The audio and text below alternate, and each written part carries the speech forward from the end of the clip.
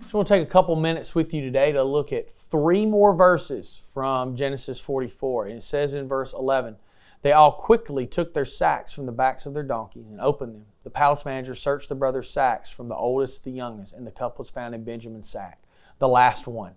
Boy, that had to be some drama building up there, didn't it? And some nervous looks between these brothers.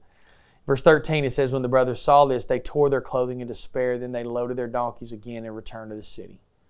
So their reaction is interesting. They tear their clothes.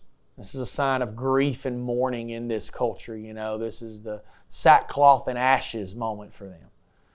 So they're in great despair. This was their father's favorite son, no doubt about it. They knew this.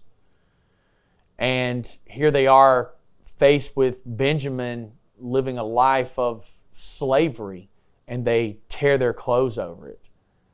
See, when Joseph was taken as a slave, his brothers allowed him to go. They thought none of it.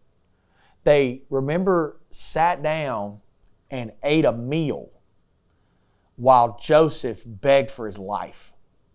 That's what these brothers did in the first story. One of the most heartless things. Not only did they sell him into slavery, they sat down and ate lunch while he begged them to let him out of that hole. That's just terrible. Some awful stuff. But here, when Benjamin is faced with something similar, they tear their clothes in grief. There's a difference in this. Because, see, here is Benjamin far away from Jacob. This favorite son, totally out of the way. They could have easily said, "Well, I guess he did it. Take him away. We'll see you." And they could have headed back home. They didn't.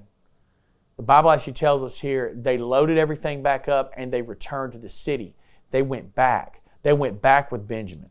They didn't know what was going to happen when they got there. Maybe Joseph would decide to throw them in jail too, make them slaves too, maybe kill all of them. They didn't know what was going to happen.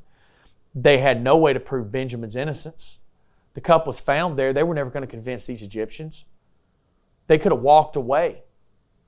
They could have went back and told their father, "I guess he stole this cup. I don't know what he was thinking. And now he's in jail. He's a slave forever. He's done. You'll never see him again."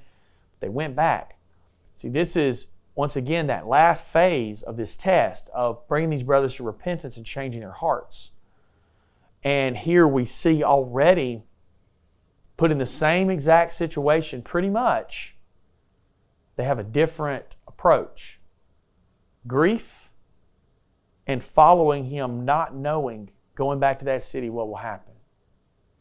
God changes hearts, and he's going to continue working on these brothers, and we'll talk about that again soon.